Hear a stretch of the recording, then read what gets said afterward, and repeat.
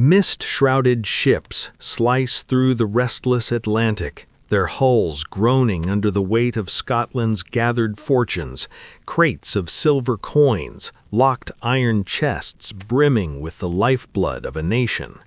It is 1698, and the air hangs heavy with salt and ambition. From the cramped ports of Leith and Greenock, 5 vessels slip their moorings, carrying not just 1,200 souls, but the dreams of an entire kingdom. These are no ordinary emigrants. They are investors, merchants, nobles, and farmers who have poured a quarter of Scotland's liquid wealth, some £400,000 in glittering specie, into a single audacious gamble. The Company of Scotland, born from the fevered mind of William Paterson, promises a gateway to untold riches, a colony in the Darien Gap, that narrow isthmus bridging the Atlantic and Pacific, where ships could unload cargoes of Asian silks and spices without rounding the treacherous Cape Horn. Paterson, a visionary banker with eyes like polished flint, had sketched the blueprint years earlier in smoky Edinburgh taverns. The door of the seas, the key to the universe, he called it, his voice rising over the clink of tankards. Scotland, chafing under English trade monopolies, saw salvation in this jungle outpost. Subscriptions flooded in, up to 40% of the nation's circulating capital stripped from hearths and workshops.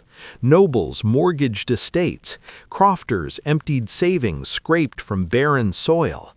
In Edinburgh's narrow wynds, agents hawked shares door to door, their ledgers filling with ink-black promises. The company's stock soared, a bubble inflating on whispers of New Edinburgh, a gleaming city of stone vaults and bustling markets where Scottish coin would command the world's trade winds. Torchlight flickered over those ledgers late into the night, casting long shadows on walls etched with maps of paradise. Yet beneath the euphoria, cracks spiderwebbed through the prospectus. Paterson's scheme ignored the Darien's true face, a steaming labyrinth of mangrove swamps, venomous serpents, and fevers that devoured men like kindling. No reconnaissance had ventured there. Intelligence came from faded charts and tall tales of Spanish galleons, heavy with Incan gold.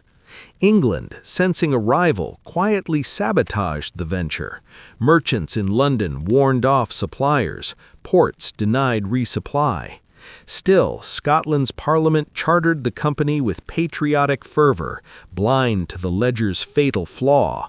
All eggs in one wicker basket, lashed to the deck of untested ships.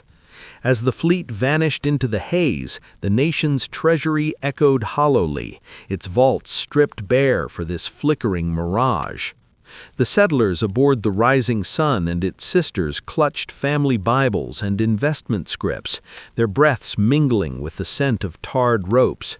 Women like Lionel Waite, a surgeon's wife, dreamed of palm-thatched homes. Children played amid cannonballs stacked like toys. Captain Robert Drummond, grizzled and resolute, scanned the horizon for the Caledonia River mouth, where paradise awaited. But the weight of those coins pressed down, heavier than the ocean swells, a fortune wagered on uncharted soil, where the first whispers of ruin already stirred in the humid wind. Markets in Glasgow fell silent, merchants tallying the void left by departed wealth, while in Holyrood's halls, officials prayed over empty coffers. The fleet crested the horizon into Darien's emerald maw. Sails limped in the stifling air, where the Caledonia River's brackish flow met the jungle's unyielding grip. Captain Drummond's boots sank into the mud as the first settlers staggered ashore on November 2, 1698, axes biting into mangrove roots under a sky bruised with thunder. They named it New Edinburgh, this fevered foothold, huts of woven fronds rising amid the ceaseless drone of insects, while surveyors scratched lines on parchment for grand warehouses and coin-minting presses. The company's agents unpacked the treasure, 200,000 pounds in silver thalers and gold pistoles, enough to fund a decade of empire building, now stacked in damp earth cellars guarded by flickering torchlight. Merchants tallied inventories, tools, seeds, trade beads, dreaming of bartering with indigenous tribes for passage rights across the isthmus. Their ledgers aglow with projections of spice fleets docking yearly, swelling Scotland's coffers to bursting. But the jungle exacted its tithe from the outset. Malarious chill descended like a shroud, turning robust frames to shivering husks. Dysentery twisted guts amid the meager rations of salt pork and weevilled biscuit.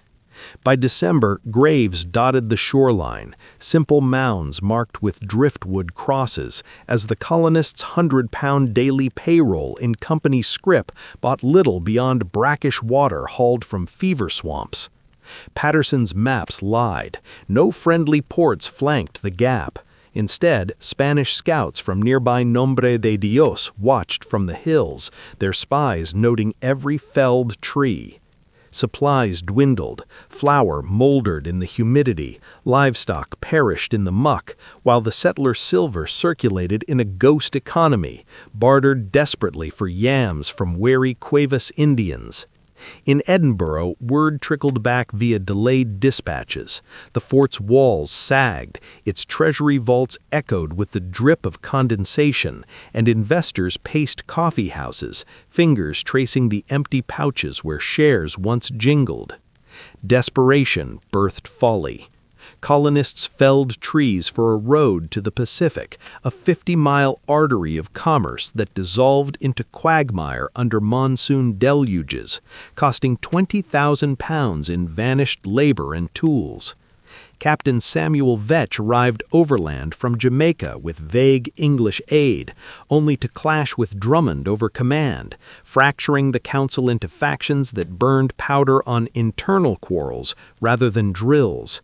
By April 1699, with 500 souls claimed by disease and 200 fled on the Dolphin, the remnant fleet, 3 battered ships, abandoned the ruin, trailing wreckage in their wake. They limped to Jamaica, beggars at English doors, their holds empty save for salvaged silver and the stench of defeat.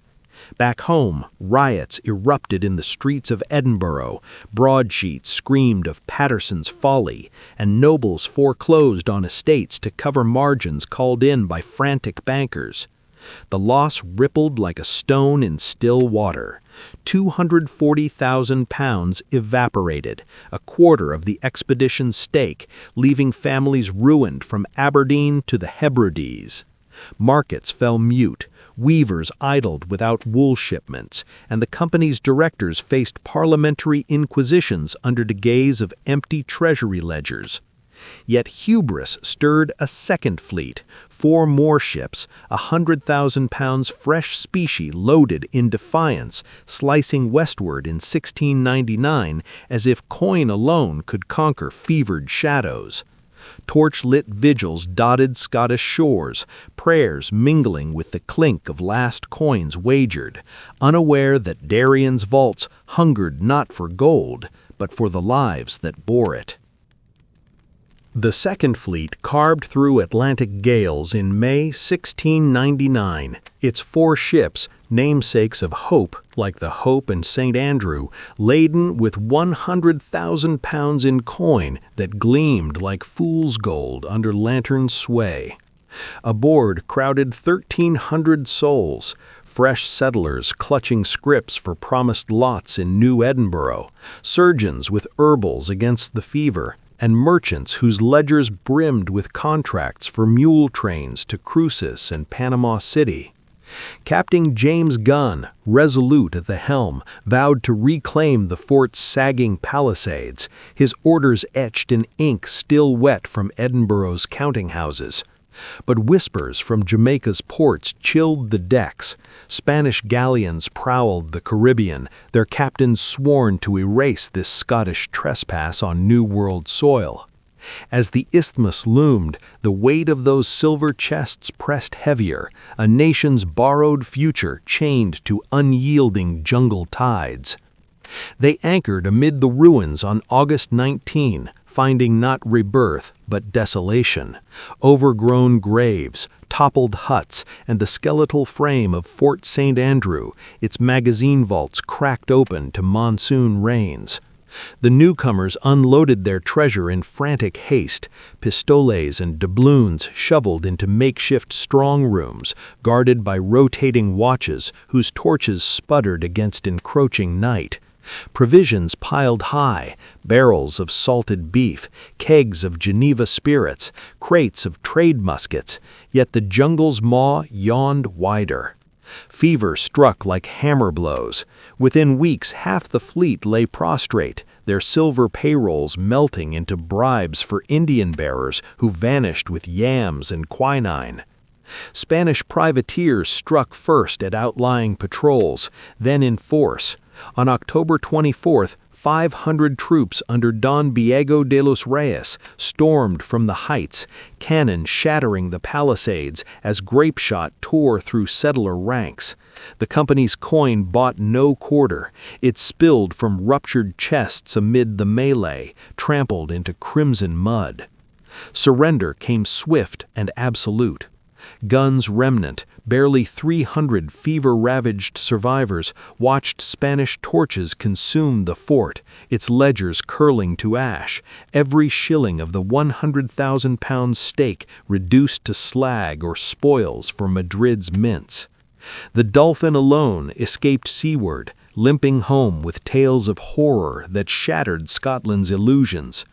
Riots convulsed Edinburgh. Mobs torched the company's doors, demanding restitution from directors who fled into shadows. Nobles auctioned heirlooms to meet margin calls, their vaults echoing with the ghosts of Darién drafts.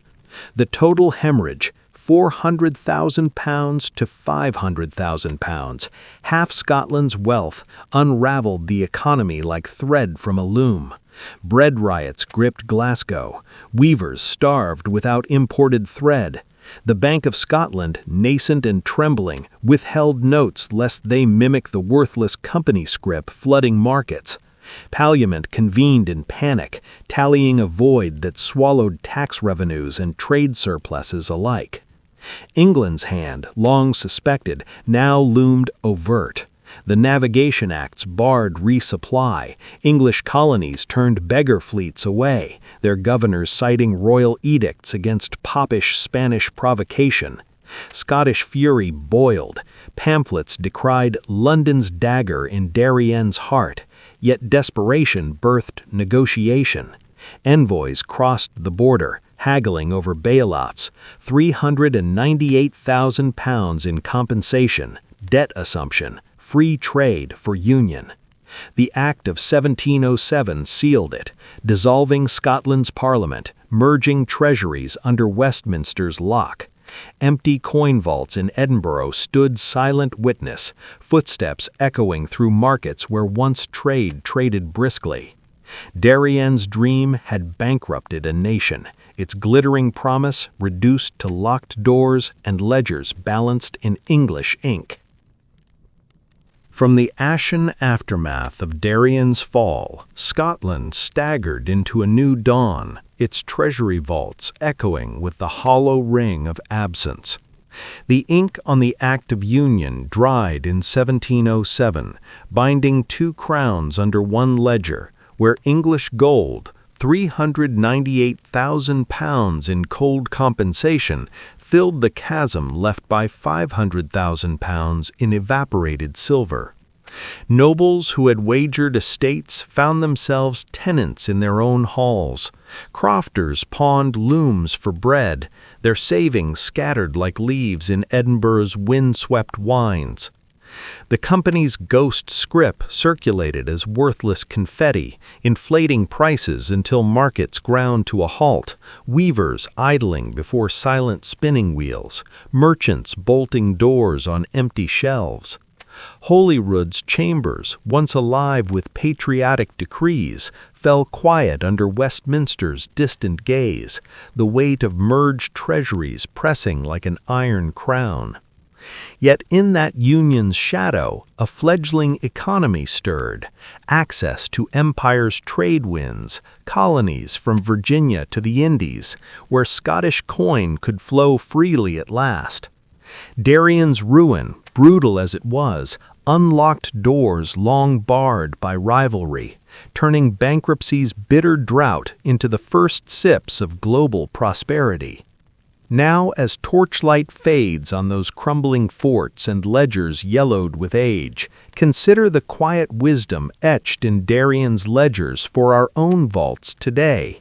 Every empire, every fortune carries the seeds of its unraveling when all weight rests on a single untested gamble, much like Paterson's Isthmus dream, where one jungle fever toppled a nation's hoard. Build your personal treasury with deliberate balance. Diversify holdings across sound assets, stocks, bonds, precious metals, real estate, that weather storms no single venture can predict. Shun overleverage, that siren's call of borrowed coin magnifying triumphs and catastrophes alike. Instead, amass reserves in liquid form, a buffer against the fevers of recession or inflation's creeping theft. Watch early signs of debt traps, the rising pulse of interest payments outpacing income, the hollow echo of markets fueled by speculation rather than substance. In your own ledger, audit ruthlessly. Cap borrowings at half your net worth, tether investments to tangible value, and let compound patience, not frenzy, swell your coffers. These steps are not shields against all ruin, but anchors in turbulent seas, empowering you to guard wealth across generations.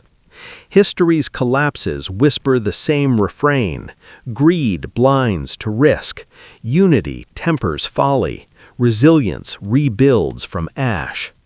Darien bankrupted Scotland not through poverty of spirit, but excess of unchecked ambition.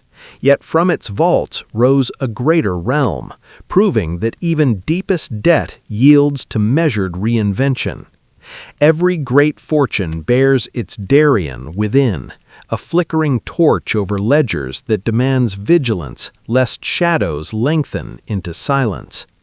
And so, as footsteps fade through empty markets and locked treasury doors, reflect on this. Across empires, from Rome's debased denarii to modern bubbles burst by hidden leverage, the warning endures. Balance your bets, or the jungle claims its due. Perhaps next, the South Sea's siren song, where England's nobles drowned in their own paper promises. Thank you for journeying through bankrupt history. Subscribe for the next collapse, and may your vaults stay ever guarded.